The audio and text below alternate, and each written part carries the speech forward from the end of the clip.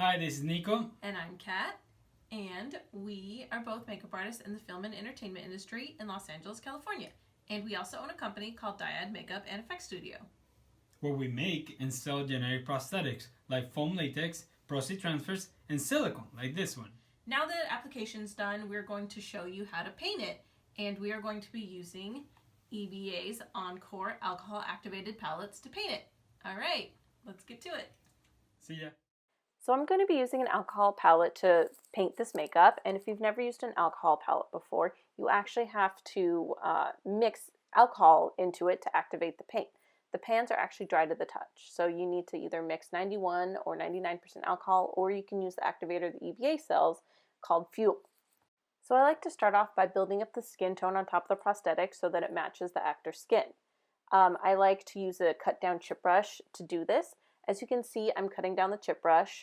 These brushes are really cheap and you can get them at any hardware store for like 50 cents or any professional makeup supply store.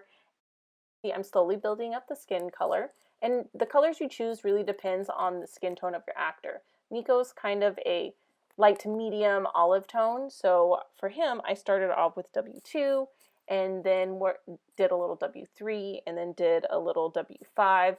And also added in some mauve to add a little bit more warmth. But you can see I'm dipping my chip brush into the alcohol and then dipping it into the actual makeup, and I'm just kind of aggressively scrubbing it into the makeup. The pans are quite hard, so you kind of do need to add a little bit of pressure when you're scrubbing your color in to make sure that the alcohol is really worked into the pigment to pick up the pigment. And then you can see that I'm testing it on the actual lid of the palette. I like to test out my opacity to make sure that it's, nice and translucent and washy and, the perfect color that I want. The real trick to using alcohol palettes is to build up your layers slowly in light layers until you reach the perfect skin tone that you're looking for. Now that I'm done building up the skin tone, I'm going to start layering on some of my injury colors. You can see I'm using the SFX palette and a stipple brush, and I'm just dipping the brush directly into the alcohol, then working the brush into the paint and testing on the lid just to make sure it's nice and translucent and the perfect opacity that I'm looking for. So I'm starting off with the prime red and just slowly building it up lightly all around the injury on the different parts of the face. I like to use a stippling motion, and you're going to want to find a brush that has a nice texture to it.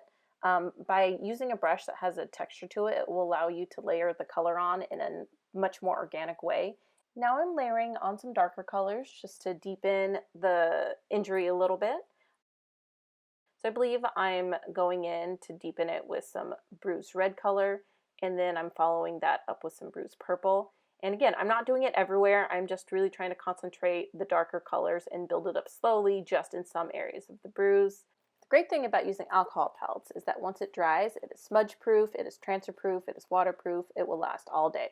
So my favorite thing about using EBA's alcohol palettes is that they're magnetized, and they're the only brand that has this feature, which is really awesome because it makes it super easy to custom build your own palette. So if you're an on-set artist, you don't have to carry like 5 palettes with you to achieve one look. You can just, build your own palette. It also makes it more affordable to kind of custom build a palette for each actor, especially in today's day and age where we're designating palettes to actors for sanitary reasons.